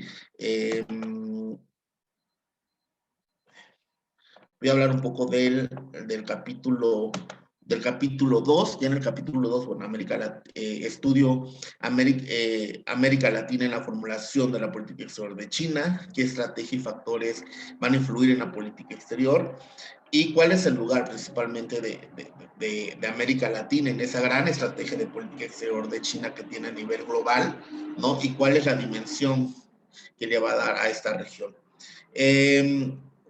Voy a terminar de hablar cuáles son las tomas de decisiones de la política exterior. Es decir, para mí es muy importante el dilema de la no intervención, que es poco estudiado, ¿no? Ha sido poco estudiado. ¿Por qué? Porque China tiene un enfoque muy diferente, interpreta muy diferente y muy con esos intereses que tiene China, este concepto de no intervención. También estudio los fundamentos de la política exterior económica, ¿no? Como el sistema de la franja y la ruta. Y finalmente, también no sé si incluirlo o no en este dilema, la política tecnológica exterior de China en la ruta de la seda digital, ¿no? De cómo se ha ido expandiendo a través de Huawei, etcétera. Y también hablaré un poco de la competencia estratégica de Estados Unidos y China y su impacto en América Latina. Y bueno, ya voy a ser más breve ya, para finalizar. Estoy redefiniendo el capítulo 3, ya para irme a los estudios de caso, y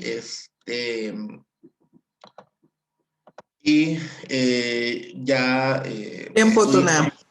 Bueno, ya para finalizar estoy en esto, reestructurando el capítulo 1 y el capítulo 2, aún no lo finalizo completamente, ¿no? Y bueno, ya estoy en el capítulo 3 y a ver qué tal me va. Muy bien, muchas gracias, Matthew. Blanca, por favor, le pido que inicie, y le pido a Salimá si nos apoya con el tiempo, por favor.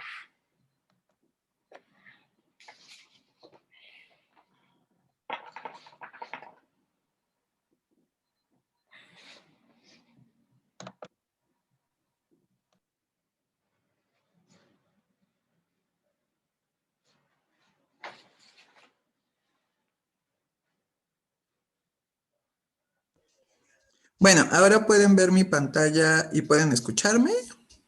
Sí, muy bien. Muy bien, bueno, yo les voy a platicar, mi tema, como saben, es sobre la responsabilidad social empresarial en la cooperación internacional para el desarrollo. Abordaré el caso de Cargill y la consecución de Agenda 2030. Hasta ahora me he centrado en el caso de Centroamérica, pero a petición de mi comité tutoral es muy probable que lo amplíe en un caso comparativo entre lo que hace Cargill en Centroamérica y África.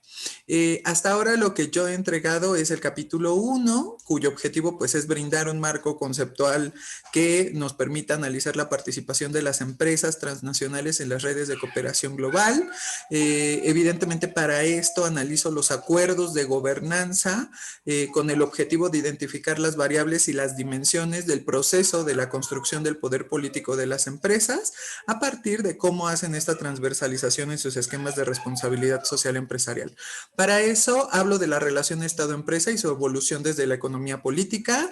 Después abordo el surgimiento del multilateralismo y el régimen de cooperación internacional.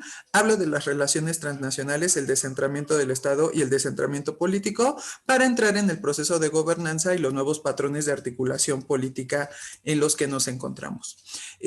Analizo también cómo las empresas adquieren este poder económico, pero no todas las empresas que adquieren este poder económico lo transforman en un poder político.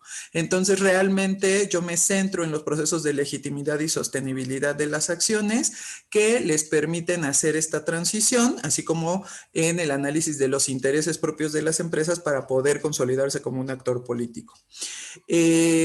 Hago un análisis, ¿no?, a partir de una genealogía de las redes de cooperación internacional para identificar aquellas que generan espacios de gobernanza. No todas lo hacen.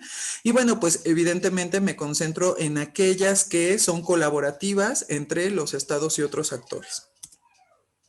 Me centro en un marco teórico de la gobernanza híbrida que, bueno, hace énfasis en estos arreglos donde los actores no estatales asumen funciones clásicamente atribuidas a los estados y que, bueno, pues en el proceso estos actores no estatales se van diluyendo, por así decirlo, con las funciones estatales, ¿no? Lo que los convierte en cogobernantes, incluso compartiendo el control y el poder.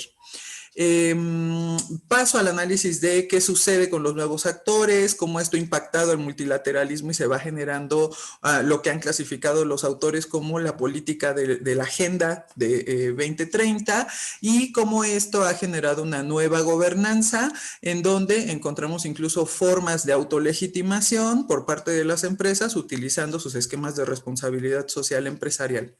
Para ello, hago un análisis del concepto de responsabilidad social empresarial, parto de esta clasificación entre los conceptos amplios y los restringidos, analizo el benchmark y la transversalización con las metas y los indicadores de los ODS, particularmente el ODS 2, y voy a incluir el ODS 17 que habla de alianzas para identificar justo los procesos de legitimidad y sostenibilidad y la función política y de autorregulación.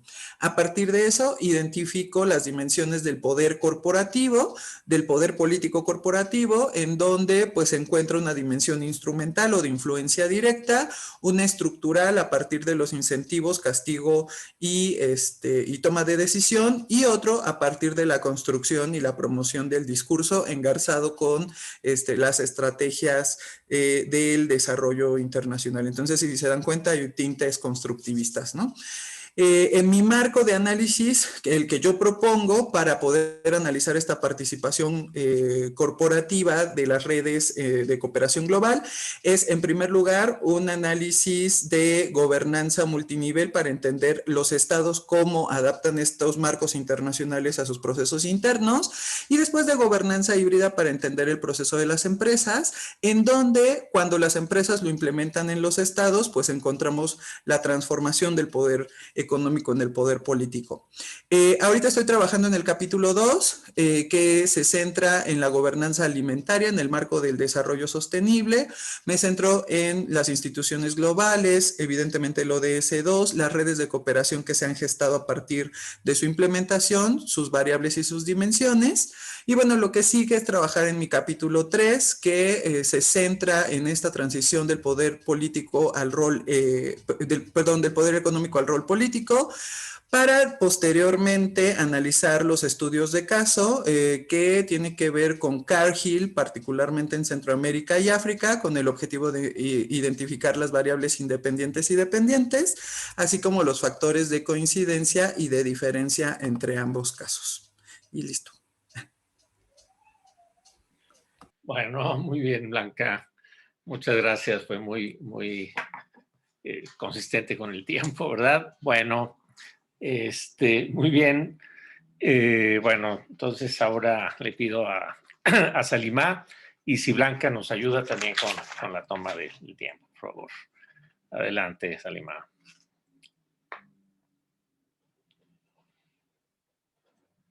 Voy rápido. Bueno, Blanca me dejó como en shock. Yo voy a contar rápidamente, o sea, yo sí voy a contar de los avances que he hecho, pero también lo hice tipo coloquio, o sea, quiero contar todas las actividades para que más o menos vean cómo se centra mi investigación y lo que he avanzado. Creo que las actividades me han servido mucho para hacer lo que estoy haciendo. Estoy tomando el seminario metodológico con el doctor y estoy tomando con mi otro lector, no mi tutora, pero mi otro lector el laboratorio de programación en ciencias sociales. Aceptaron mi artículo del eurocentrismo en España, lo cual me da mucho gusto, pero no sé cuándo lo vayan a publicar. Parece que hasta febrero del 22 en un temático, entonces creo que lo van a publicar en una edición de mujeres haciendo teoría, no sé, la verdad. O sea, lo cual... Y ya terminé mi artículo de cuarto semestre, y este es de los que les quiero hablar. El artículo del cuarto semestre se ubica muy bien en la problemática dentro de la que se ubica también mi tesis. Estoy hablando sobre actitudes hegemónicas en los sistemas pre-westfalianos. Yo digo que hay actitudes que bien podemos ubicarlas en... A ver, lo voy a detener un poco. Espérense. Bien podemos ubicarlas dentro de, por ejemplo, teorías como el realismo y el liberalismo. Entonces, de eso se trata el artículo de cuarto semestre, y ya tiene el visto bueno de mi tutora, solamente tengo que atender algunos comentarios. Ahora sí.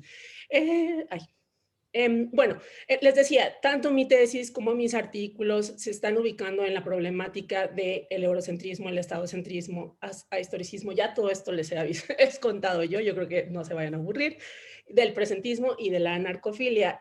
Todos se están ubicando en eso. La verdad han sido como unos spin-offs, como estas series que resultan de una temática principal. Y bueno, el meollo, digamos, grande es cambiar y resemantizar el Estado por las unidades políticas autónomas. ¿Por qué? Porque pues, el Estado sí es un actor principal de relaciones internacionales, pero también hay otros que, o sea, para poder atacar el presentismo de la disciplina, podemos irnos hacia unidades políticas autónomas que son un sistema político, una sociedad, digamos, donde está la autoridad, el gobierno, la población, etcétera. Y esto puede también atacar el impedimento semántico por el que la palabra internacional excluye a todas las unidades políticas autónomas. Entonces, así podemos abordar más ampliamente estas unidades políticas que también tienen soberanías y son independientemente de su contexto histórico. Bueno, ahora sí, la que sigue, rápido. El proyecto, ya saben, se enfoca en entender de qué manera el comercio fue un detonante para la integración del sistema internacional prehispánico. Yo quiero descubrir si habían relaciones internacionales en Mesoamérica. Ese es el objetivo principal. O sea, no es el comercio, no es nada. Y alrededor de eso, pues también obviamente hay otros objetivos y hay otras cosas que estoy descubriendo al paso, pero el objetivo principal es ese. Mi hipótesis es eso, que habían relaciones internacionales en Mesoamérica porque habían unas unidades políticas autónomas que al interactuar hicieron un sistema internacional en el que se veían todos los elementos que vemos ahora: diplomacia, paz, guerra, intercambio cultural, comercio, cooperación, etcétera. Y presentan sus particularidades muy originales, obviamente. Esto está impulsado por el intercambio de comercio en Obsidiana. Mi tesis es de 5 capítulos hasta ahora. El primero ya lo hice, el marco teórico y conceptual. Me siento como niña de esas too goody for the shoes, porque voy del 1 al 2 al 3, hasta ahorita voy así en orden. Me ha funcionado. El capítulo 2 es la importancia de Mesoamérica, el que terminé el semestre pasado, y ahora estoy en el capítulo 3. Este es más o menos cómo se va a ver el capitulado, para que lo vean. Ya el doctor ya vio esto porque lo presenté en el coloquio anterior.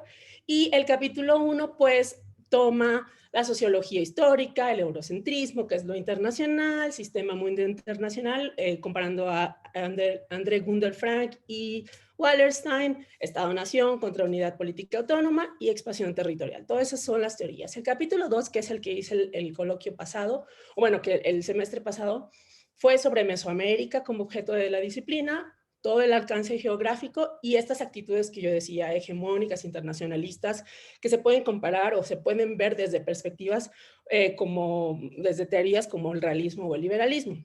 Y en los hallazgos que tuve en ese capítulo o ese semestre anterior, pues veo que existen muchos trabajos que estudian el desarrollo de Mesoamérica desde la perspectiva del sistema mundo.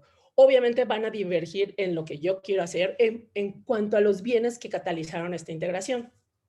La región se desarrolla de una manera aislada, por lo que se ubica en la teoría de sistemas internacionales como una región que se desarrolla sin la influencia de otras regiones, o sea, es totalmente originaria.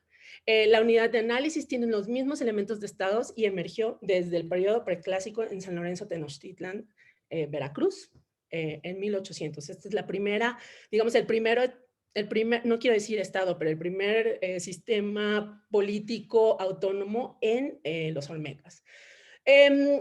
Bueno, aquí existen muchísimos ejemplos a lo largo de la historia mesoamericana que nos hablan de estas actitudes, ¿no? Puse unos ejemplos sobre Teotihuacán, cómo habían intervenido en los mayas para poder controlar las rutas de comercio, etc. Esos fueron mis hallazgos del semestre anterior y eso da pie a estas siguientes líneas de investigación, que es investigar el papel generativo del comercio. ¿Cómo es que el comercio genera o cómo la interacción genera desarrollo, genera la emergencia de unidades políticas, cómo influye en la formación de otros sistemas. Las relaciones de cooperación que resultan a partir de estas interacciones comerciales, y también cómo se fueron estableciendo las rutas de obsidiana. Y la dualidad de la obsidiana como un bien tanto de prestigio como de necesidad básica. Entonces, en mi capítulo 3 es el comercio como generador de relaciones internacionales y estoy ahí ahora en la primera sección, ¿por qué nos relacionamos? Y el papel generativo del comercio. Después voy a ver comercio en Mesoamérica, etcétera. Pero lo que estoy haciendo en este momento, ¿por qué nos relacionamos? O sea, ¿por qué, y qué consecuencias tiene relacionarse o qué consecuencias ha tenido?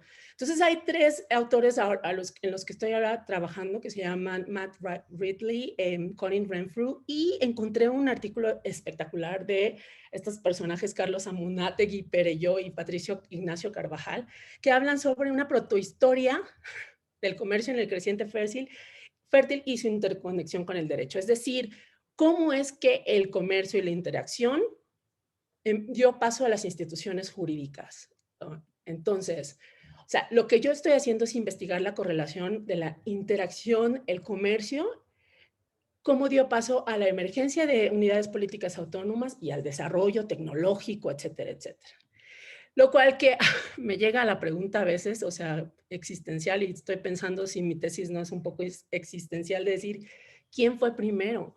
¿El hombre en las relaciones internacionales o los dos fueron iguales? Porque hay una tesis que dice, la tesis de Colin Renfrew, que dice que el Homo sapiens, hay una paradoja del sapiens, que es cuando solamente se relacionan cuando empiezan a tener desarrollo. Entonces, el punto aquí es decir, prácticamente las relaciones internacionales es una característica humana del Homo sapiens, pero bueno, en eso estoy. Y ya el cuarto, voy a ver las rutas de obsidiana y su papel en el diseño y expansión del sistema internacional prehispánico. El 5 ya son consideraciones teórico-metodológicas de relaciones internacionales en Mesoamérica y ya conclusiones, o sea, etcétera. Aquí voy a parar un poquito porque creo que como es una tesis interdisciplinaria y tengo mis asesores de tesis son bastante interdisciplinarios, tengo a alguien que es experto en metodología, mi tutor es experto en teoría y mi otro lector es experto en rutas y mapas geoespeciales. Entonces voy a hacer mi tesis en 3 partes. La metodología yo la quiero hacer en 3 partes. Una documental, otra entrevista a expertos y la tercera yo quiero hacer una simulación visual por medio del programa que estoy aprendiendo computacional para visualizar la creación y expansión del sistema internacional, cómo se expandió a partir de yo meterle los datos de las rutas de obsidiana en Mesoamérica. ¿Cuándo lo voy a hacer? Bueno, la documental ya lo estoy haciendo ahora, ya estoy en el tercer capítulo. La entrevista a expertos y la simulación. O sea, la simulación, dice mi lector, que yo puedo hacerla terminando este curso, que es el ahora. Entonces la voy a poder hacer en el siguiente semestre y pues a lo mejor la entrevista de expertos, ya que tenga estas dos partes metodológicas, la podría hacer como por el sexto semestre. Estas son unas relaciones de los académicos que me gustaría entrevistar en sexto semestre y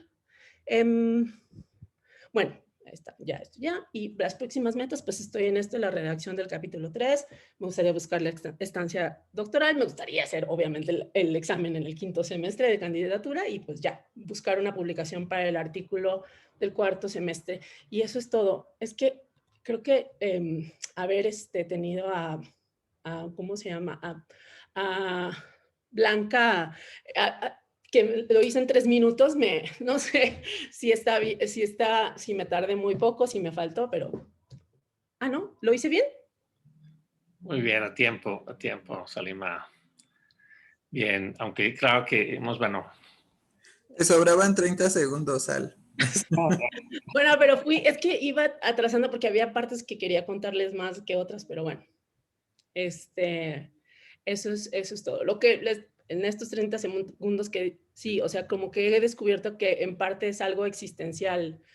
Esta parte del tercer capítulo sí me está dando un rollo ahí existencial, pero delimitado. O sea, todavía está delimitado, ya encontré la delimitación y son las unidades políticas autónomas. No me voy a ir hasta el Australopithecus, doctor, no se preocupe. Bueno, pensaba que se iba a ir hacia los primates en general. Bueno, creo que ha sido un ejercicio, bueno, hemos concluido, no estuvimos, nos faltó alguien más, pero estuvimos bastante ajustados al tiempo y creo que también tenemos o me siento yo así, como una sobredosis de información, ¿verdad? Como muchísimo, es decir, son las tesis pues más avanzadas, las investigaciones más avanzadas de los semestres últimos, entonces hay un avance teórico muy consistente, muy fuerte, ¿no? Un gran contenido en ese sentido, y también en la parte analítica. Entonces, esto nos llena de mucha información que habría que comentar un poco más al respecto. Voy a,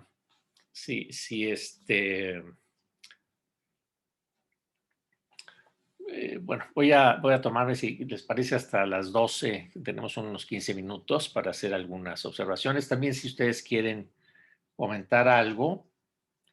Lo cierto es que también conozco algunas investigaciones más que otras, pero aún así pude observar aquí cosas nuevas, ¿no? Incluso sobre algunas investigaciones que ya conozco. Vi, pues, digamos, los avances últimos o ciertas definiciones más puntuales. Pienso en el caso de Paola, pues estos bloques temporales, ¿verdad?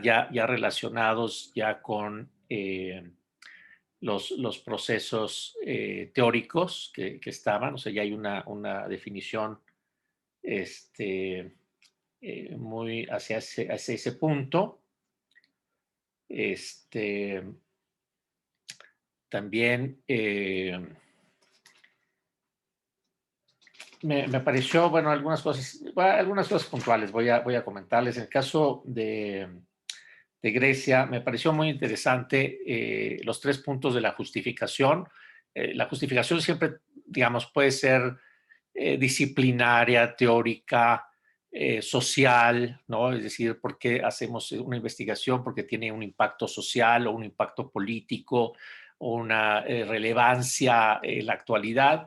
Y aquí situó su justificación más en términos disciplinarios, teórico-conceptuales, que me pareció muy interesante. Y también está este comentario que hizo y que me parece que está en todos, que es un poco cuál es la calidad, digamos, o la eficacia de un trabajo de campo en la pandemia, ¿no? Un trabajo de campo que se lleva a cabo pues mediante estos instrumentos tecnológicos en comparación con lo que puede ser pues algo mucho más personal. Lo dejo ahí como una reflexión, ¿verdad? Porque tendríamos, es decir, tendríamos que cruzar con otros. ¿Cuál es la importancia, digamos, del trabajo de campo? Que hay una información que obtenemos de manera directa, ¿no? Una información que precisamos, nosotros construimos la pregunta, o sea, focalizamos qué es lo que queremos conocer y la obtenemos de un informante de manera directa. Entonces, lo que tenemos aquí son más bien mediaciones tecnológicas, muchas veces que a lo mejor pueden impedir esta inmediatez o esta referencialidad, ¿no? Que se da muchas veces pues en la parte más personal e inmediata, ¿no? Entonces, me parece que es un punto ahí. Bueno, y también veo también algunos avances, digamos, estas presentaciones obedecían un poco más bien a sus propias preocupaciones, ¿no? Como que a exponer qué era lo que preocupaban. Entonces, bueno, Azucena nos decía, bueno, yo no voy a hacer toda la exposición completa, sino lo que estoy trabajando aquí, pero bueno, me pareció aún así que hizo un panorama general y ya lo focalizó. Cuando mostramos el capitulado completo, estamos ya en esa totalidad, ¿no?, del proyecto. Y ahí hay algunas también coincidencias, los términos de gobernanza híbrida, gobernanza multinivel, que también con Blanca estamos compartiendo esos puntos, ¿no? También en el caso de Jorge, pues avanzó más sobre es decir, explicó más sobre su avance, sobre este problema, digamos, que es la propia elaboración del texto, un poco también en eso se fijó Tonatiuh, ¿verdad? Cómo construimos estos capítulos en los que estamos trabajando. Entonces, me parece importante esa problematización, ¿no? Porque cada etapa requiere una reflexión, requiere su reflexión, ¿verdad? Y también compartir estas mismas problemáticas. Bueno, ya lo había comentado también en el caso con Blanca, esta propuesta de su comité que me pareció muy interesante, que va un poco en contra del sentido de muchos otros comités de que piden acotar la investigación. Aquí le dicen, bueno, no solamente Centroamérica, sino ver África, ¿no? Vámonos a hacer un comparativo muy amplio, pues es un reto muy interesante. Pero lo que gana aquí, por supuesto, el reto es la dificultad también de la información, me parece, pero lo que gana es pues, la capacidad de explicación mucho más amplia con un caso comparativo tan distante aparentemente, ¿no?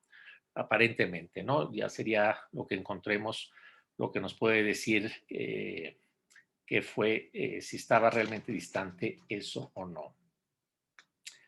Y bueno, también, bueno, Salimá pues nos trae también otras cosas nuevas. Me parece que esta última preocupación pues ya lleva a esta tendencia más bien universalista de la disciplina, ¿verdad? Pues ya casi... ¿por qué nos relacionamos, no? Pero me parece que hay un punto, antes de saber por qué nos relacionamos, que tiene que ver con esta construcción de lo político o la construcción de lo económico, ¿verdad? Hay un texto que que se llama La Invención. Bueno, me parece que en español le pusieron no recuerdo ahorita cuál es el título en español, pero en francés es La Invención de la Política, ¿no? Para Finlay, que es el autor, considera que se inventa la política en Grecia, porque la política para él es deliberación, es una acción deliberativa, de discurso, que es lo que hacían en el Ágora, ¿no? Que no termina en las elecciones, en un hecho, también en un proceso, pero más bien es deliberativa. Esa es la política para él, ¿no? Entonces, ¿cómo se llega a eso, no? Aquí estamos un poco en un aspecto parecido, cómo se llega a la política en el sentido de esta unidad autónoma, ¿verdad? O cómo se llega a pensar en la economía, en el comercio, ¿no? ¿Por qué? Porque hay relaciones, porque nos interesan bienes que no poseemos, los bienes que tienen los otros, entonces tenemos que verlos, negociar con ellos, conocerlos, ¿no? O nos interesan esos otros, ¿no? Y los bienes es algo secundario. ¿Es más algo político o es algo más económico? Es una pregunta interesante, pues también un reto, un buen reto que se plantea. Bien, no sé si quieran hacer alguna observación, algún comentario.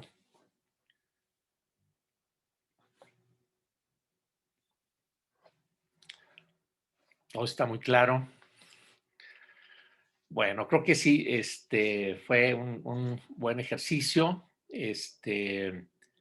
Para mí me da un buen panorama de los avances, decimos a medio semestre, ¿verdad? Y bueno, pues las próximas sesiones será un poco hacer una revisión un poco más puntual de cada una de las investigaciones, ¿no? Muy bien. Bueno, pues si no hay algo